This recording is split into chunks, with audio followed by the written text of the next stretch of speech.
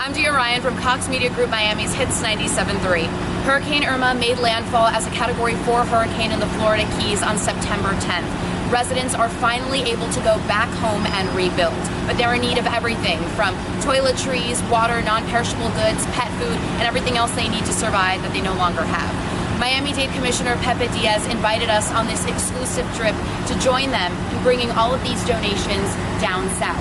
Listeners from Hits 97.3, Easy 93.1, they filled up these semi-trucks provided by our partners at Trans Van Lines to bring the donations down to the Keys to distribute to those in need. Well, what we're doing here today is making sure that we help others.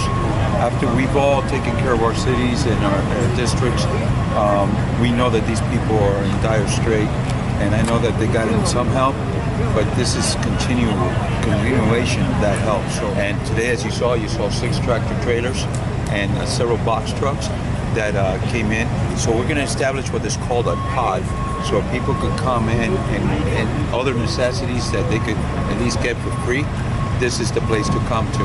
The entire chain of islands opened up a week after Hurricane Irma hit the Florida Keys, and as you can see, we're unloading right now in Big Pine Key. This is early in this process. As you can see, the damage gets worse the closer you get to the lower Keys.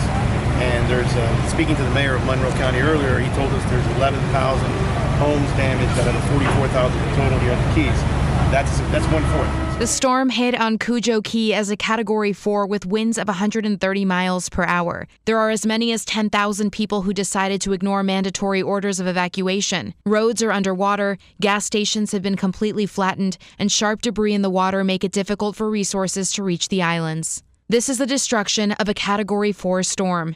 Many islands in the Caribbean are working to rebuild after facing the effects of Irma at a Category 5. It's important to know that we all live in South Florida.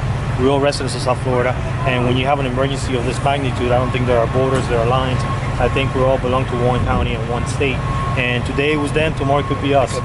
Many residents here at the Florida Keys currently have no power, no water, and a lot of them have no home. A special thank you to Miami-Dade Commissioner Pepe Diaz for inviting us on this exclusive trip, to our partners at Trans Van Lines for making it possible, and to all of our listeners at the new Hits 97.3 and Easy 93.1 for their donations.